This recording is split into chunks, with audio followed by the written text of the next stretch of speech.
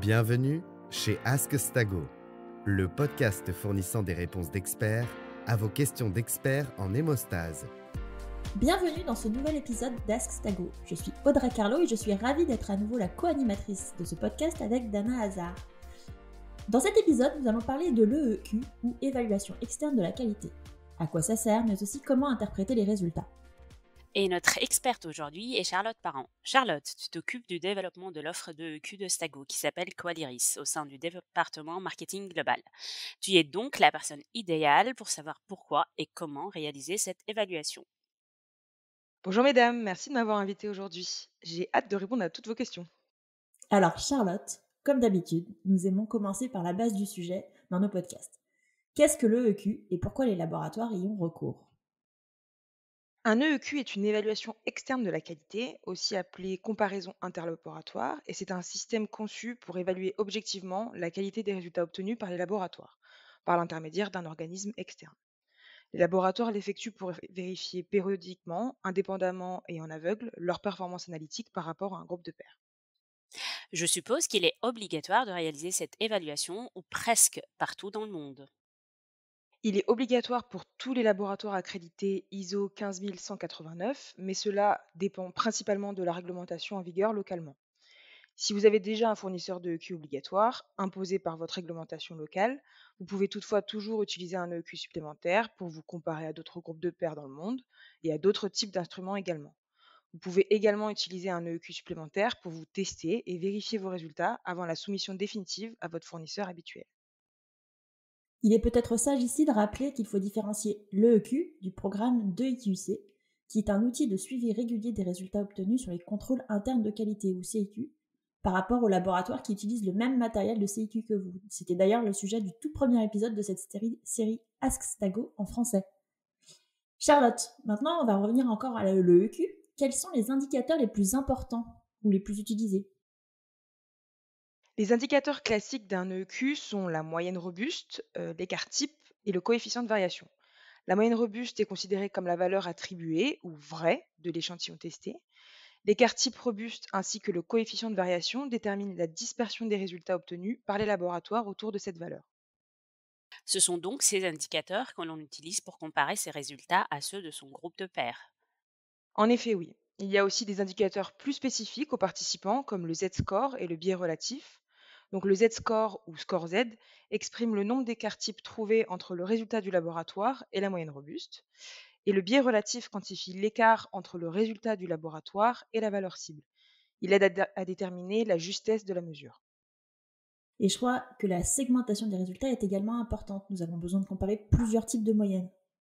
La segmentation est utile, oui. Vous pouvez comparer par méthodologie, par nature de réactif, par type d'instrument ou même uniquement par unité de rendu de résultat. On affine le niveau de comparaison au plus précis en partant d'une comparaison sur la base du réactif, puis de l'instrument, puis du groupe de pairs, et les laboratoires qui travaillent vraiment avec le même test que vous. Qu'en est-il du nombre de participants ? Je suppose que, comme souvent en statistique, il doit avoir un nombre minimum de résultats pour que l'analyse soit fiable.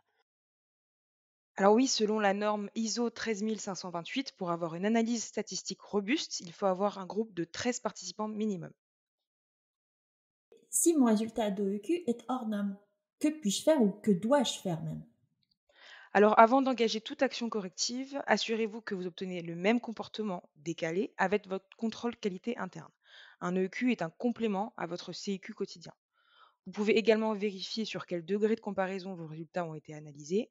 Était-ce par rapport à tous les participants, quels que soient les réactifs qu'ils utilisent, ou bien a-t-elle été comparée à un groupe qui utilise le même système instrument plus réactif? C'est là que la segmentation dont nous venons de parler prend donc tout son sens, en cas de besoin d'investigation. Oui, Dana. Je vous conseille également de vérifier les résultats des autres paramètres du programme de EQ, car généralement, les tests ne sont pas affectés pour un seul paramètre de laboratoire. Tous les résultats sont-ils faux ou décalés? Si c'est le cas, le problème peut être une erreur de reconstitution de l'échantillon utilisé pour l'évaluation ou un problème d'analyseur. Vous pouvez également vérifier la date de votre dernière maintenance. Et si les résultats décalés concernent des paramètres dosés avec un réactif commun, comme par exemple le TP et les facteurs exogènes de coagulation, le problème peut être dû à ce réactif commun et à sa reconstitution. Est-ce une bonne idée de redoser l'échantillon du coup ? Alors oui, on peut redoser l'échantillon. Vous pouvez vérifier s'il vous reste de l'échantillon ou un autre flacon en stock. Et si ce n'est pas le cas, vous pouvez demander à votre fournisseur de Q de vous fournir un nouvel échantillon de test s'il a un stock suffisant. Et si vous obtenez un bon résultat après avoir refait ce dosage, alors c'est un problème ponctuel. Si vous obtenez à nouveau un résultat décalé, vous devrez alors investiguer. Charlotte, est-ce que tu as d'autres conseils à nous partager? Vous pouvez vérifier les résultats du contrôle de qualité interne, comme je l'ai dit, et les résultats du contrôle de qualité interne externalisé en parallèle. Si les résultats de votre programme de IQC sont bons, il est probable qu'il s'agisse d'une erreur sur la campagne de EQ uniquement, mais vous devez quand même le confirmer. Dans votre investigation sur les résultats décalés, il est également important de prêter attention à la reconstitution et au stock disponible sur les réactifs évalués. Et bien sûr, n'oubliez pas l'importance de la qualité du groupe auquel vous vous comparez. La comparaison sera d'autant plus robuste que l'effectif du groupe de pairs sera important. Eh bien, Charlotte, Dana, il est temps maintenant de clore cet épisode. Merci beaucoup encore, Charlotte, pour toutes ces précieuses informations. Comme d'habitude, toutes les sources de littérature sont indiquées dans la barre de description du podcast. Et n'hésitez pas à nous envoyer toutes questions que vous pourriez avoir à notre adresse électronique ask@stago.com pour challenger notre équipe et proposer un prochain sujet. Merci à tous pour votre écoute. La suite au prochain épisode. Merci pour votre écoute. Ce podcast vous est proposé par Diagnostic Astago.